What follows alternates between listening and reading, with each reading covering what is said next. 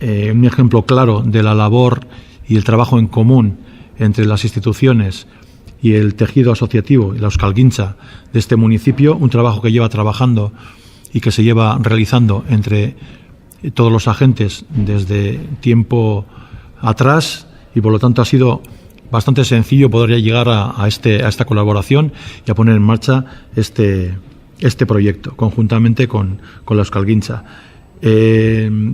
Encaja perfectamente lo que es la labor de fomento y uso del euskera recogido en el propio plan de euskera del ayuntamiento, y intentamos con ello cambiar las costumbres de los vascoparlantes y fomentar que el uso se transmita y también se extienda en todos los ámbitos del uso y del municipio de Getxo. Vamos a hacer una prueba piloto de 24 horas en Getxo. En estas 24 horas procederemos a hacer nuestro día a día con total normalidad, llevando a cabo el rol que hayamos escogido. Yo seré Obisi en esas 24 horas. Cada persona llevará una chapa que identifique el rol que ha escogido. Al finalizar el acto, propondremos a las participantes a seguir con el rol escogido en las siguientes horas y días.